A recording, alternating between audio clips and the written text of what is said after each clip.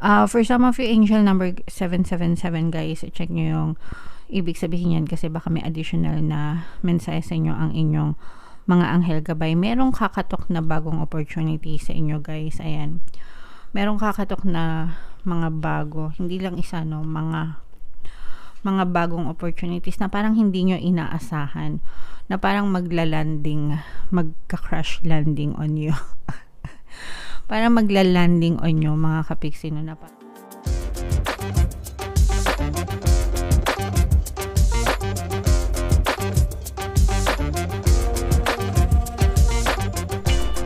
Hello guys, hello Capricorn, welcome back to Pinoy Pixie Tarot. Ang pamagat ng episode natin for tonight is Full Moon Kapalaran para ngayong April to May para sa Capricorn, Sun, Moon, Rising Sign, and Venus. Shuffle ko yung cards guys, hanapin ko yung energy ng Moon at saka yung energy ng Capricorn. So ito yung energy ng Moon mga kapiksi. Ngayon naman hanapin natin yung energy ng Capricorn. Ito guys. So Capricorn, kayo ay na-represent ng Queen of Pentacles sa ating spread. Ito yung combination guys ng positive and negative energy. General reading lang mga kapiksi, pwede mag-resonate, pwedeng hindi. Yung full moon ngayong April guys ay sa April 23, tapos yung next na full moon naman ay sa May 23. So ang reading na to ay para sa period na yan. And ang pangalan ng ating full moon ngayon ay Pink Moon mga kapiksi. So ito yung combination ng positive and negative, pero this is more on papunta guys, papunta kayo sa positive energy mga kapiksi, no? Kasi for some of you guys, meron kayong unexpected news, hindi inaasahang balita or opportunity na dadating sa inyo. Etong news na to or opportunity guys, ito yung magpapagaan ng loob mo, okay? Meron siyang daladalang magandang balita na magpapagaan ng kalooban mo. For some of you, pwedeng ito yung mga solusyon, no? Pwedeng ito rin yung maging solusyon dun sa mga problema na pinagdadaanan nyo, mga kapiksi. So, parang makakahinga-hinga kayo ng maluwag dahil dito sa balita na to or dito sa update na to, mga kapiksi. And for some of you naman guys, parang magkakaroon kayo ng communication from a specific person na matagal nang nalayo sa inyo. Pwedeng LDR guys, or let's say for example LDR kayo or meron kayong kamag-anak, kapatid, kapamilya na nasa ibang bansa, ganyan, na parang matagal na kayong hindi nakarinig ng balita sa kanila guys. Maaari sila magparamdam sa inyo nitong panahon na to mga kapiksi. And for some of you guys, isa pa din sa magpapaluwag ng kalooban nyo is yung iba sa inyo parang makakatanggap kayo ng apology or sorry from a specific person na nanakit sa inyo in the past. So magandang balita ito para dun sa mga kapiksi natin na merong iniipon, kinikimkim na sama ng loob, galit, anger, hatred, resentment, ganyan sa puso nyo, kasi this person manghihingi siya ng sincere na apology or sincere na pagsorry sa inyo dahil sa ginawa nila sa inyo from the past. So nakikita din natin dito guys na for some of you parang unti-unti kayo makakabangon, unting makaka-recover, or unti-unting gumagaan, nakakapag-relax na kayo kahit papano, nakakapag-chill na kayo guys, kasi unti-unting nababawasan yung mga dalahin nyo or yung mga sama ng loob nyo mga kapiksi, dahil ito sa mga magagandang communication or mga magagandang update na inyong matatanggap ngayong season. So this is more on season, more on information or communication mga kapiksi. For some of you, angel number 777 guys, check nyo yung ibig sabihin yan kasi baka may additional na mensahe sa inyo ang inyong mga anghel gabay. Merong kakatok na bagong opportunity sa inyo guys. Ayan. Merong kakatok na mga bago. Hindi lang isa, no? Mga bagong opportunities na parang hindi nyo inaasahan. Na parang magka-crash landing on you. Parang magla-landing on you mga kapiksi, no? Na parang pwedeng na-discover nyo lang ito by accident mga kapiksi. Parang siguro nag-search kayo naghahanap kayo ng ibang pamamaraan. Sabi ko naman sa inyo guys, yung opportunity nasa paligid lang natin, okay? Sometimes hindi natin napapansin kasi masyado tayong abala sa normal na pamumuhay natin. Pero kapag lumingon-lingon kayo sa paligid nyo or naghanap talaga kayo, magka-crash landing on you talaga yan sa inyo. And in your case guys, parang ganun yun nangyayari. Nagka-crash landing on you ang mga opportunities kasi hinahanap nyo siya. Okay? Pero this is something na i-explore mo pa. Pag sinabing i-explore, pag-aaralan, guys, yung potential, no? Kumbaga pag-aaralan mo pa yung potential nitong opportunity na to, mga kapiksi, and doon mo marirealize na malaki pala yung pwedeng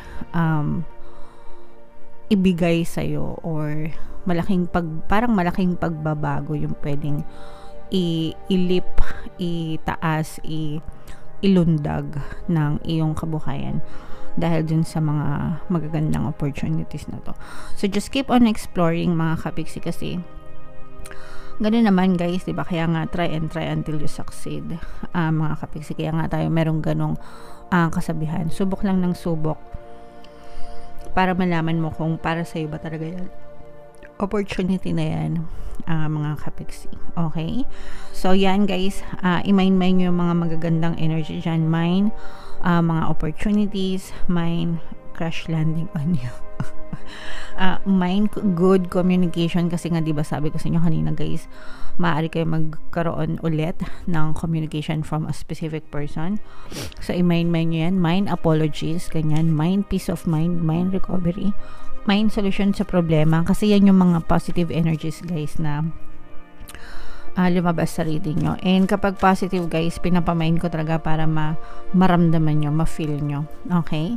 Alright. So comment down below, Capricorn, yung feeling nyo naka-resonate kayo dyan. Kuha pa tayo ng additional moon message para sa inyo. Shuffle ko to guys. Habang shuffle ko to, panoorin nyo muna yung video natin regarding sa ating paano mag-manifest ng abundance video course. Kapiksi, sawa ka na ba sa mga struggles at hirap sa buhay mo? Masipag ka ba at masikap sa buhay ngunit hindi ka pa rin umaasenso? Ilang beses ka na bang nag-attempt magnegosyo at mag-invest pero palagi ka pa rin nalulugi? Sa pagkakataon na ito ay maaaring may subconscious beliefs ka na nagiging balakid sa iyong pag-unlad at pagyaman. Introducing, paano mag-manifest ng abundance video course. Dito ay matututunan mong ma-overcome ang mga balakid mo para tuluyan ka ng umunlad, umasenso, sumagana, maging matagumpay, successful at maswerte sa iyong kabuhayan, pera, trabaho, negosyo, salapi at kaperahan ng bonggang-bongga. Dali, mag-send na ng email sa pinoypixie@gmail.com at simulan na ang iyong pagyaman ngayon. Alright, so sabay-sabay tayo guys magpayaman ngayon 2024. Mag-avail na kayo ng course kasi sobrang ganda talaga niyan.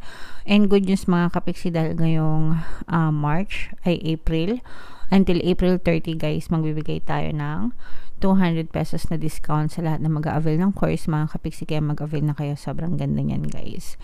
And meron din tayong email coaching, manifest your desires using the law of attraction. If meron kayo guys na mga specific na gusto nyong i-manifest, pwedeng love and relationship, pwedeng money or career, pwede kayo magpabook ng email coaching session with me. Mag-send lang kayo guys ng email sa pinoypixie@gmail.com. So meron tayo guys, meditate and contemplate. Ayan. Yan yung additional message para sa inyo. So, hinay-hinay lang mga kapiksi. Take a pause, diba? Take a break. Especially kung masyado tayong busy sa buhay, masyado tayong abala na sometimes, no, napapabayaan na rin natin yung sarili nating kalusugan, o kaya sometimes napapabayaan natin yung pamilya natin, o kaya parang naka-autopilot tayo na kilos ang kilos, pero align pa ba yung mga ginagawa natin sa mga goals natin? Worth it pa ba guys yung mga effort nyo on a daily basis? So kailangan tinatanong natin yan, ina-analyze natin para to ensure, no, na we are always working towards our goal mga kapiksi, o kaya yung action natin and yung pag-iisip natin is palagi naka-align dun sa mga desires and goals natin para talaga makakita tayo ng resulta sa buhay natin mga kapiksi. Alright? Okay. And attune to the moon guys, use your feelings to guide your way. logic won't work right now. So, minsan, may mga bagay, no, na kahit anong logic na isipin natin, hindi natin maarok yung mga tamang kasagutan. So, it's about time to use your emotions or instincts, guys. Or yung intuition na tinatawag, no? So, magdasal tayo, tapos humingi tayo ng gabay sa ating mga spirit guides. And yung mga spirit guides natin, gagabayan yan yung ating intuition, mga kapiksi, para hindi tayo magkamali sa mga pagdidesisyon natin, maging tama yung gawin natin. Kasi ang role ng ating mga gabay is number 1, gabayan tayo. Okay? Kaya nga gabay ang tawag sa kanila, mga kapiksi. And bawat isa sa atin, guys, may gabay, no? Alright. Face your fears. They may be holding you back. So for some of you guys, ito na naman tayo sa fear. Sa mga datihan na dito sa ating channel, ang favorite kong sinasabi kapag sa fear, when it comes to fear, guys, is yung sinabi ng author ng Dune. Sabi niya dun sa book niya, I must not fear. Fear is the mind killer. It's a little death that brings obliteration. So, in layman's term, mga kapiksi, dapat hindi tayo matakot. Kasi yung takot natin, yung fears natin, yung doubts natin, yan yung pumapatay sa mga pangarap natin sa buhay, no? Kapag natakot tayo, wala na, game over na. And you also have to understand na fear is a state of mind. Nasa isip lang siya, mga kapiksi, okay? And kabaligtaran ng fear is faith. Faith is also a state of mind, mga kapiksi. So, baligtarin natin, guys, imbis na matakot tayo, sumampalataya tayo, okay? Manampalataya tayo, magkaroon tayo ng trust and faith, no? Everything is working out for us. So, yan yung i-comment nyo sa baba, guys. I must not fear. I must not fear. Tapos, everything is always working out in my favor. So, i-comment nyo yan sa baba, guys. And palagi nyo yan tatandaan, mga kapiksi. Every time na natatakot kayo or nagdududa kayo, sabihin nyo lang, I must not fear. Everything is always working out in my favor para lumakas yung inyong mga loob, mga kapiksi. Alright? This situation is being healed. Kung meron kayong mga sitwasyon, guys, kasi yung iba sa inyo may mga mabibigat na sitwasyon, and sabi ko nga sa inyo, guys, dadating yung mga solusyon, no? Sa problema nyo, di ba? Kanina, sa simula ng reading, sabi ko maaari kayo makatanggap ng mga impormasyon, and yung mga impormasyon na yan, guys, yun yung maaari maging solusyon sa mga problema nyo, mga kapiksi. Okay? So, the situation is being healed. Nagiging ma-okay din yung sitwasyon nyo, guys. Alright? It's time to surrender to the divine, guys, no? Kaya nga, dasal-dasal tayo, mga kapiksi. And also, avoid being deceptive or willingly deceived. So, wag tayong, unang-una, wag tayong manloloko. Meron niyang balik na bad karma, mga kapiksi. And pangalawa, wag nyo ding hayaan na maloko kayo. So, walang manloloko kung walang nagpapaloko. Okay, so either kayo yung manloloko or kung kayo yung nagpapaloko, dapat wala tayo dun sa ganong state, mga kapiksi. Alright? Okay, so comment down below, guys, if feeling nyo nakaresonate kayo dyan sa mga mensahe para sa inyo. Ito yung ating mga pampaswerte subliminal, guys. Pakinggan nyo para talaga maging maswerte kayo. And ito naman yung ating success stories ng paano mag-manifest ng abundance video course. Click here to subscribe, guys, and click here to join our membership program. Thank you for liking, sharing, and subscribing. And see you again next time. I love you all. Have a nice day. Bye-bye.